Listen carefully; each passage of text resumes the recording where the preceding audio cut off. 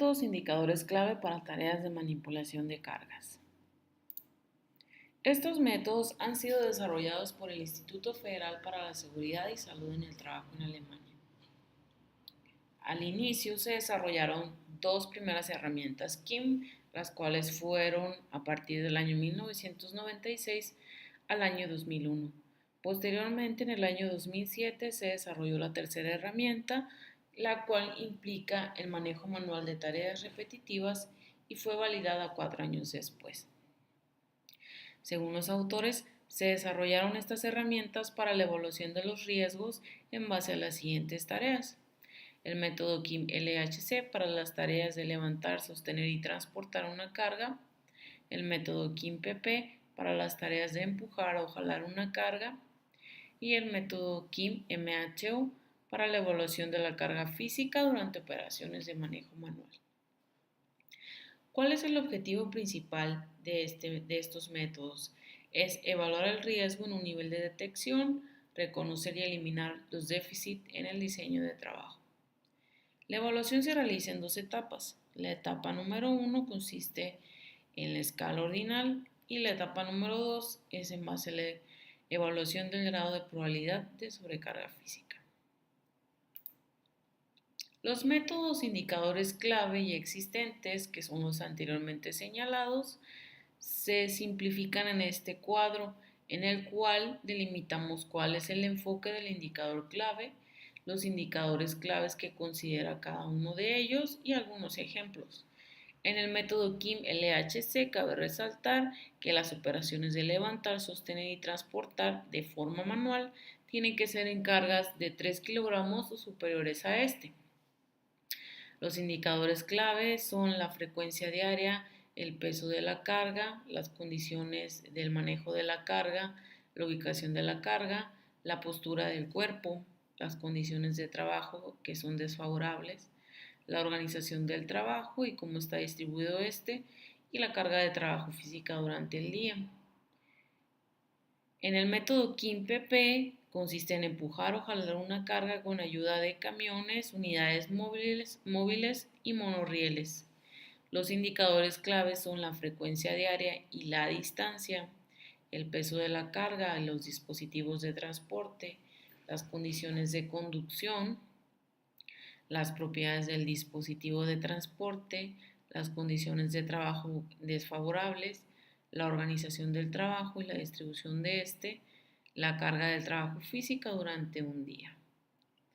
Y al final, en el método KIM-MHO, nos dicen los autores que son operaciones de manejo manual, tareas de trabajo que implican movimientos repetitivos y que son de fuerza predominantemente baja en las extremidades superiores del cuerpo, que son los brazos y las manos.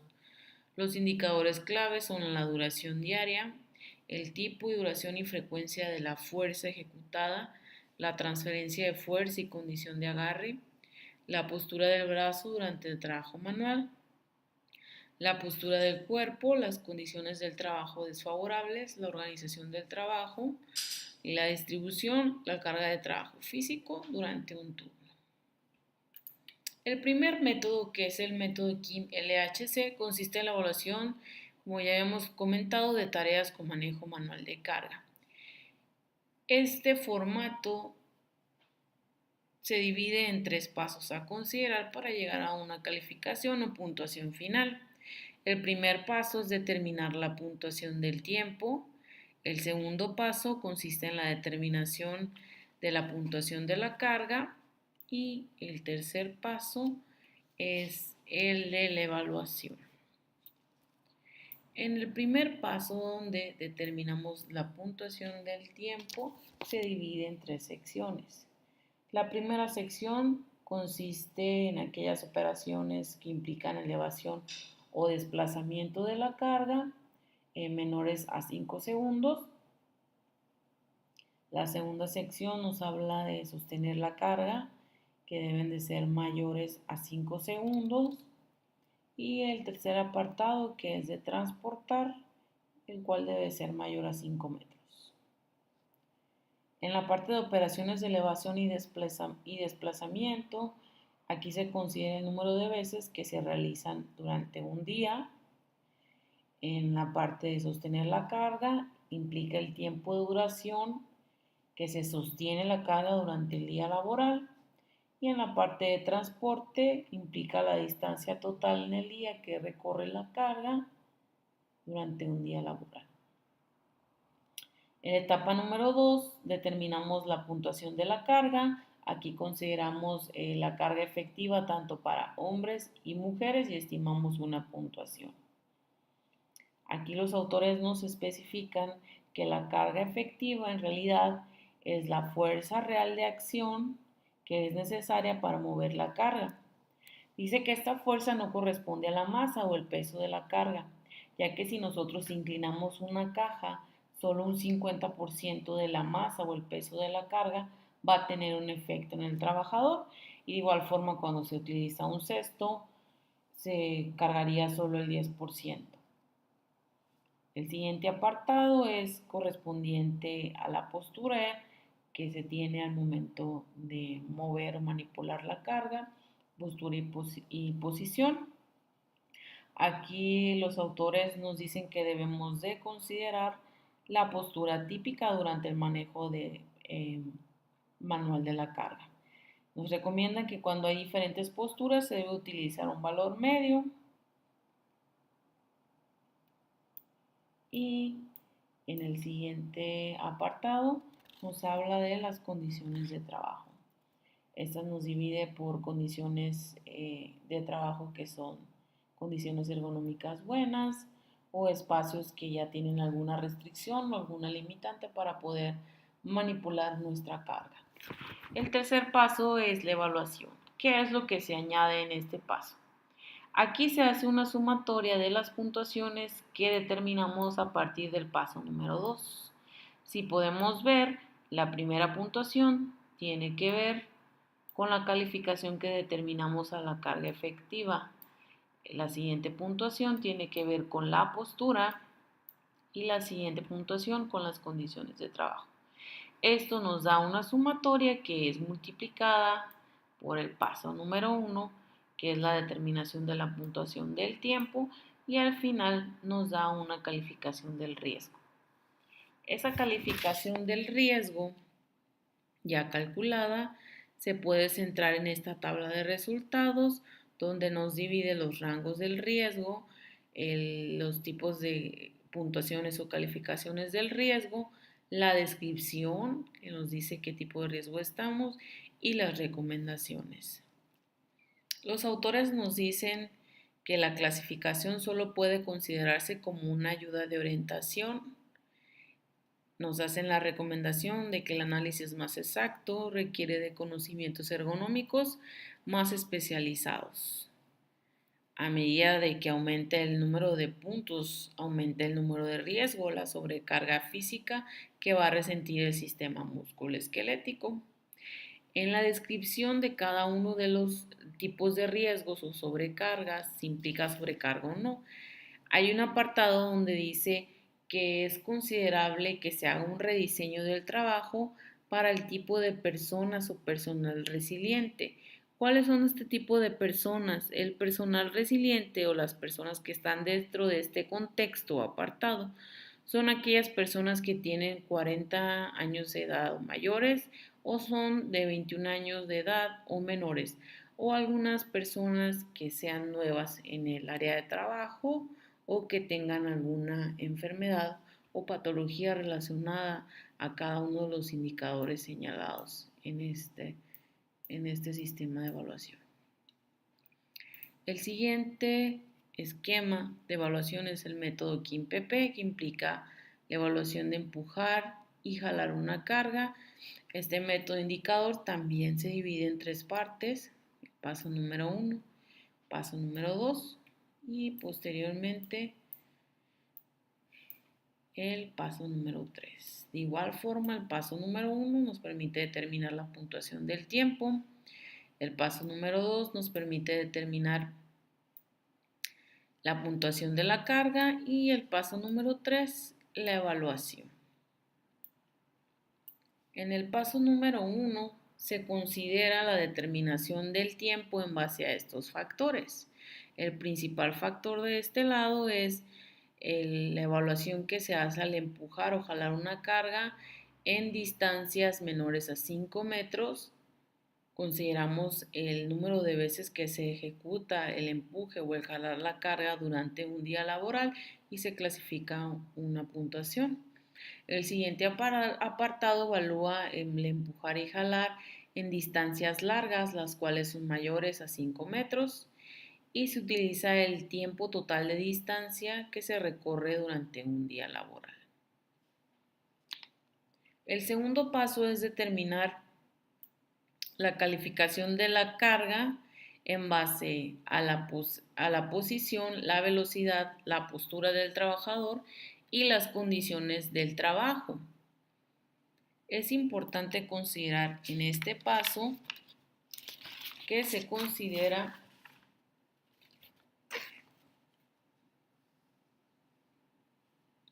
la carga en movimiento. ¿Cuánto es el peso de la carga en movimiento o la carga que se mueve? Los rangos van desde 0 kilogramos hasta iguales o mayores a 1000 kilogramos. Aquí, a diferencia del método KIM-LHC, utilizamos algún tipo de vehículo o carro industrial que nos ayuda a transportar la carga. En el caso primero solamente se rueda la carga durante una distancia. En los apartados 2, 3, 4 y 5 se utiliza algún tipo de vehículo o de carro industrial o algo que nos ayuda a desplazar con rodillos o a través de movimiento la distancia de la carga.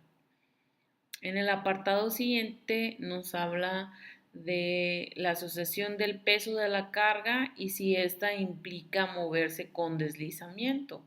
Si hay un deslizamiento al trasladar la carga en pesos menores a 10 kilogramos y así sucesivamente hasta 50 kilogramos. Es importante considerar que aquí el método remarca estos apartados en el área gris y deja espacios totalmente en blancos. Los espacios apartados en el área gris los identifica como casos críticos en donde el movimiento de la carga ya sobrepone una sobrecarga física y si se excede ya pasa dentro de los límites básicos de la manipulación. La siguiente parte es la exactitud del posicionamiento de la carga y esta en comparación con la velocidad de movimiento. El posicionamiento puede ser bajo o puede ser alto. En el posicionamiento bajo nos hace referencia a que si no hay especificación de la distancia del viaje o si la carga puede rodar hasta detenerse o correr hasta en contra de una parada. Las velocidades del movimiento bajas van de valores menores a 0.8 metros sobre segundo y si es rápida es de 0.8 metros sobre segundo a 1.3 metros sobre segundo. Si la condición es alta, la carga debe de colocarse con precisión y detenerse, o la distancia del viaje debe ser respetada exactamente, o existen cambios frecuentes en la dirección.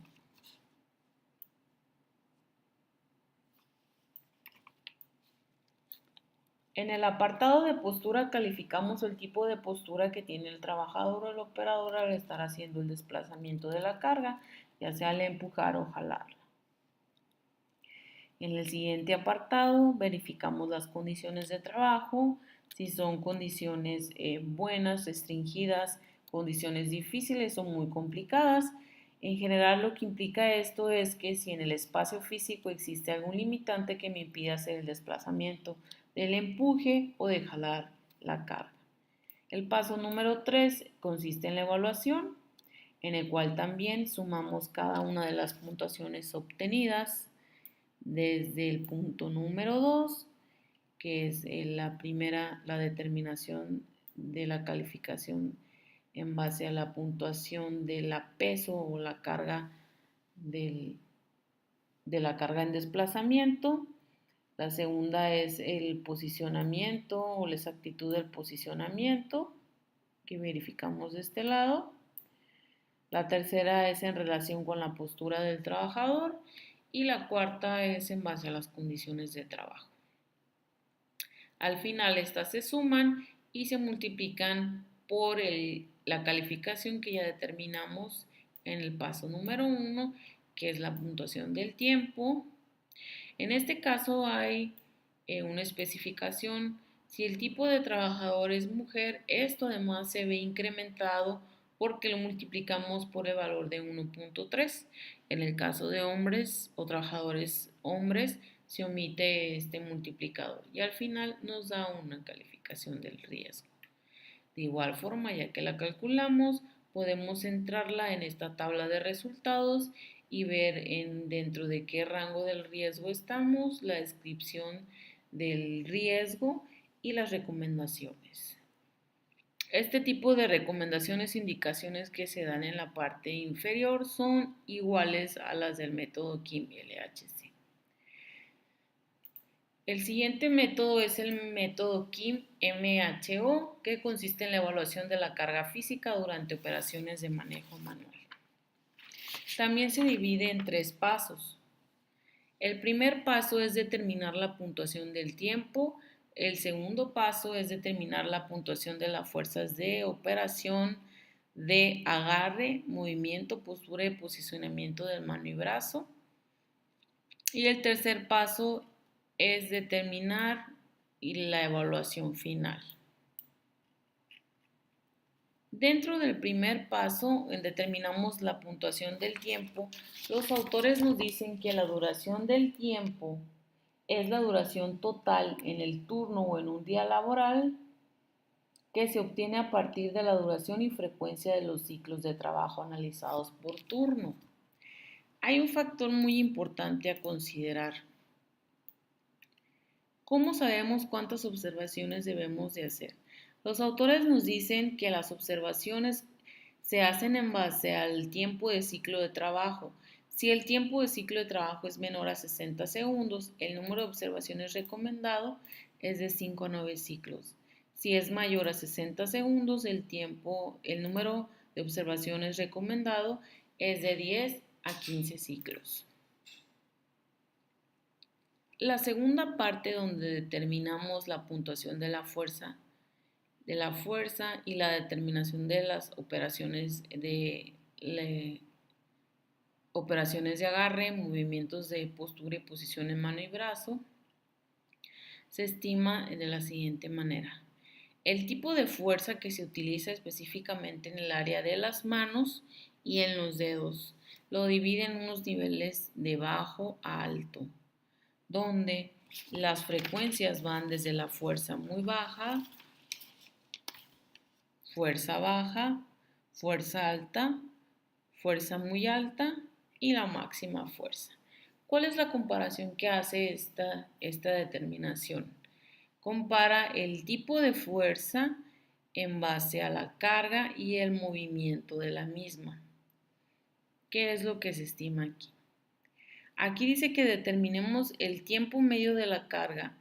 Este debe ser estimado del tiempo de segundos por minuto, lo que quiere decir que si nosotros tenemos un tipo de fuerza moderado con una media de 2 segundos por minuto, nosotros calificamos en el cruce de estas dos interacciones.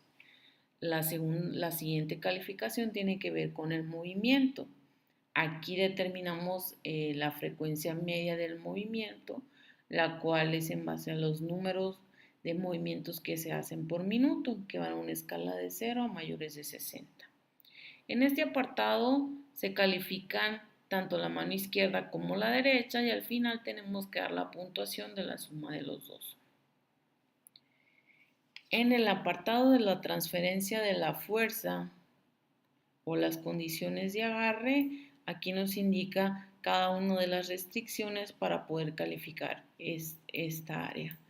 El siguiente apartado tiene que ver con el movimiento, la posición de la mano y los brazos, si tiene un buen movimiento, una buena posición, si es restringida, si es muy limitada. Aquí los autores lo que nos recomiendan es que consideremos las posiciones típicas en las que el trabajador esté ejecutando la tarea. El siguiente apartado tiene que ver con la organización del trabajo.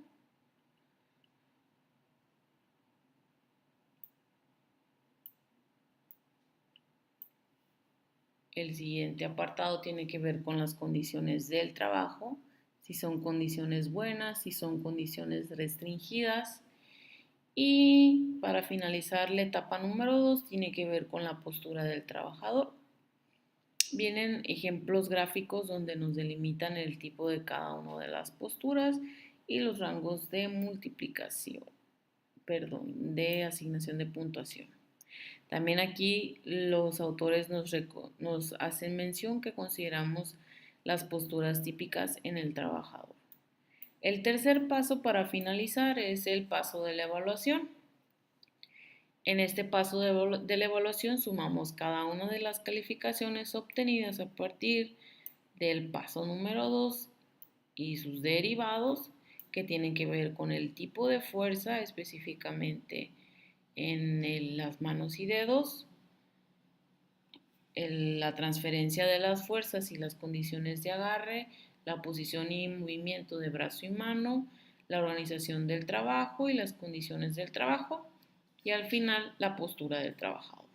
La suma de estas es multiplicada por el cálculo que determinamos en el paso número 1, que es la determinación de la puntuación del tiempo, y al final nos da una calificación del nivel de riesgo. Igual que en los métodos anteriores, una vez calculada esta calificación, podemos ver en la siguiente tabla donde nos posicionamos y la descripción del riesgo de la carga física y las recomendaciones. Estas recomendaciones que aparecen en la parte de abajo son iguales o equitativas a las del método KIMPP